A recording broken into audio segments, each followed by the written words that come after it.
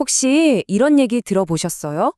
부활절의 이름이나 부활절 토끼, 또 달걀 같은 것들이요.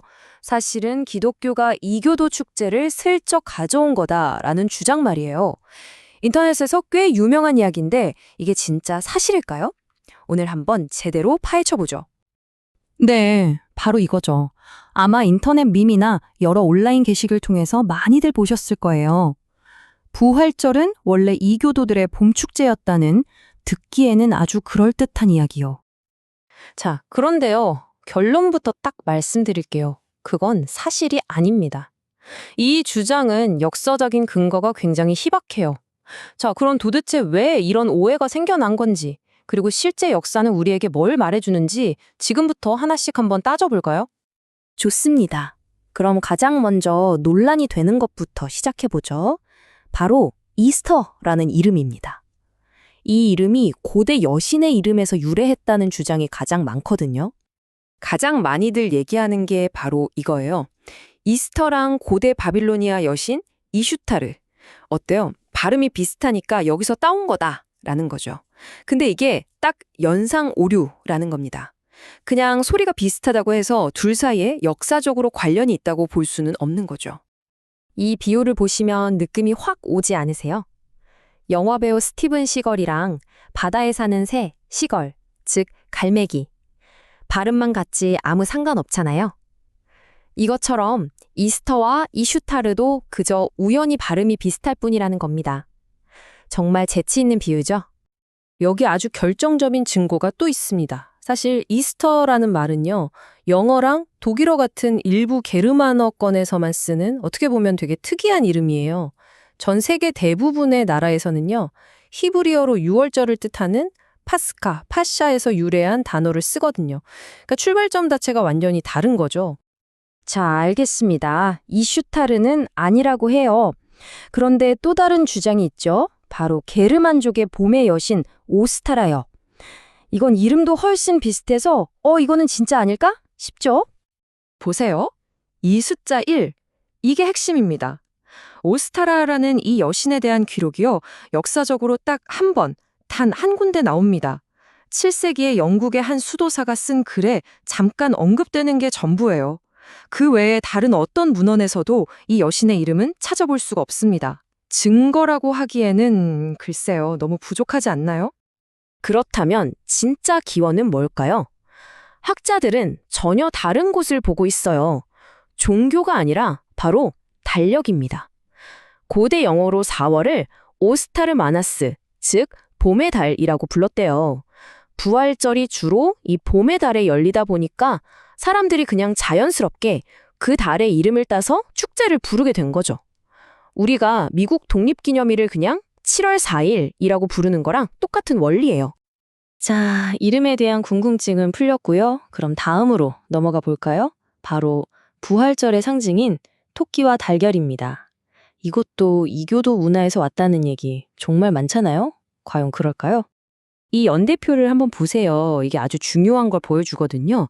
부활절 토끼라는 전통이 기록에 처음 나타난 게 1572년 독일에서예요. 그러니까 이교도 문화가 유럽에서 거의 사라지고 나서 무려 수백 년, 거의 500년이나 지난 뒤에야 처음 등장했다는 거예요. 이거 직접적인 연결고리가 있다고 말하기는 좀 무리가 있겠죠? 물론 토끼는 다산의 상징이다 이런 이미지가 있는 건 맞아요. 그런데 중요한 건 어떤 특정 고대 이교도 문화에서 토끼를 신성시하고 숭배했다 이런 명확한 역사적 증거는 사실상 없다는 겁니다. 그냥 그럴듯한 추측일 뿐인 거죠. 그럼 진짜 이유는 뭘까요? 생각보다 훨씬 간단합니다.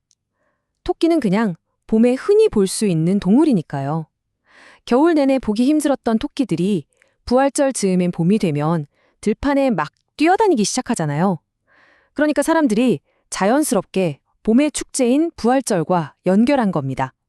신비로운 종교적 의미보다는 훨씬 더 자연스럽고 평범한 이유죠. 자, 그럼 달걀은 어떨까요? 와, 이건 정말 기원이 명쾌합니다. 이교도 신앙이랑은 전혀 상관이 없고요. 아주 현실적인 이유에서 시작됐어요.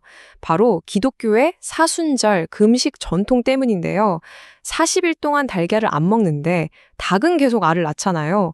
그럼 이 달걀들을 상하지 않게 하려고 삶아서 보관했고요. 금식이 딱 끝나는 부활절 날 이 삶은 달걀이 엄청나게 많이 남게 되는 거죠. 이걸로 음식을 만들고 또 예쁘게 장식하면서 하나의 전통이 된 거예요. 그리고 실제로도 이 달걀 장식에 대한 가장 오래된 기록을 보면요.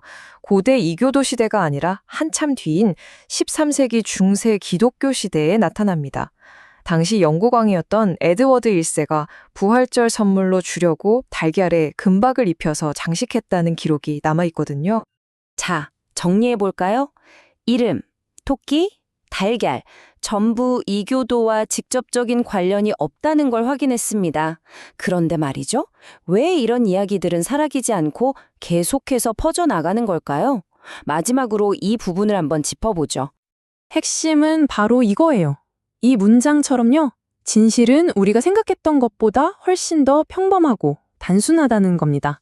고대의 비밀스러운 종교의식 같은 신비로운 이야기 대신에 그냥 봄이라서 라던가 금식 기간에 달걀이 남아서 같은 현실적인 이유가 진짜 기원이니까요. 아무래도 신비로운 음모론에 비하면 좀 재미가 없게 들릴 수도 있겠죠?